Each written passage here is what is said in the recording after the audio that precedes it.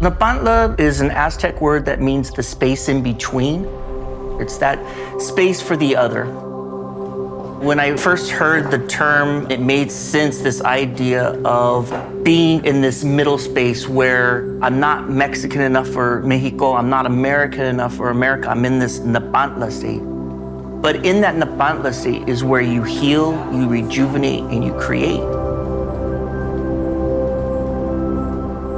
The Nepantla Cultural Arts Gallery is a multi-use, multicultural art space. We're the only public art space devoted to Latinx and Chicanx art traditions in the whole Northwest that we're aware of. There's 3 parts to Nepantla: the art gallery that focuses on marginalized communities and amplifying the voices of artists that aren't always heard in traditional art spaces. We also have a gift shop that highlights small businesses, women-owned, LGBTQIA+, some local artists and artisans. And we also offer the space for free community workshops, book readings, lectures. It's a busy life. Here in White Center, it's a high immigrant community. So there's a lot of children like me. My parents immigrated here from Durango, Mexico. So for me, coming from East LA, where everybody was Mexican, to a town where everyone was white, I always felt like other. Early on, I struggled in school. Art was my one outlet. It was like the one subject that I excelled in. But by the time I got to high school, I was told my art was too ethnic, too gangster. I couldn't be doing that. It crushed my soul. People of color, Chicanos, were seen as folk art, lowbrow, or just tokenized. But we weren't othered in our own communities.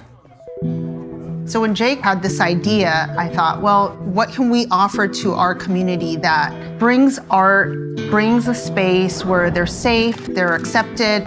I wanted a space that reflects people that look like us, that they could come in, they can hear Spanglish and me entienden, sí o no. You see people on the walls that look like them. We take care of artists here. We don't charge a gallery fee, so if an artist sells their work in our gallery, they're gonna get 100% of that sale.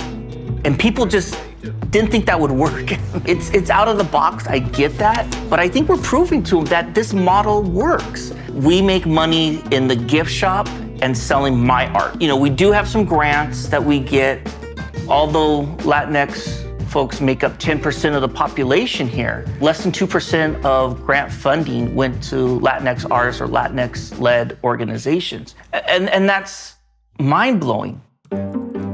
We're always on the hunt trying to find that next grant. Sometimes people will share grants with us. Hey, this may apply to you. But really look into those free workshops for small businesses. Not only is there a lot of information that will help out, like applying for the business license, business insurance, but also it gives you information about grants that help small businesses.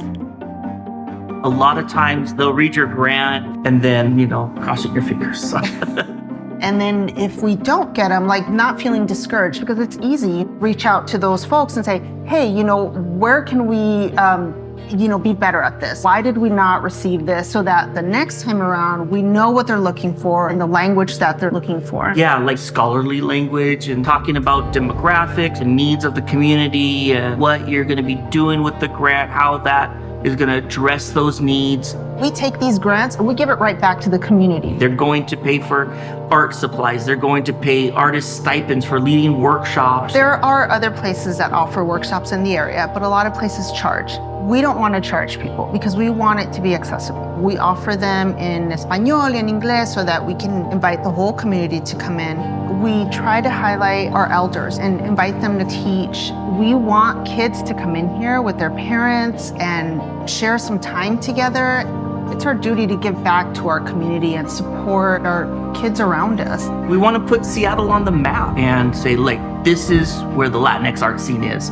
I always that kind of longing to be represented, and then finding a community that accepted what I was creating and understood what I was trying to do was so important. Art brings beauty not just to the world, but to homes and to our hands, and we need all the beauty we can get.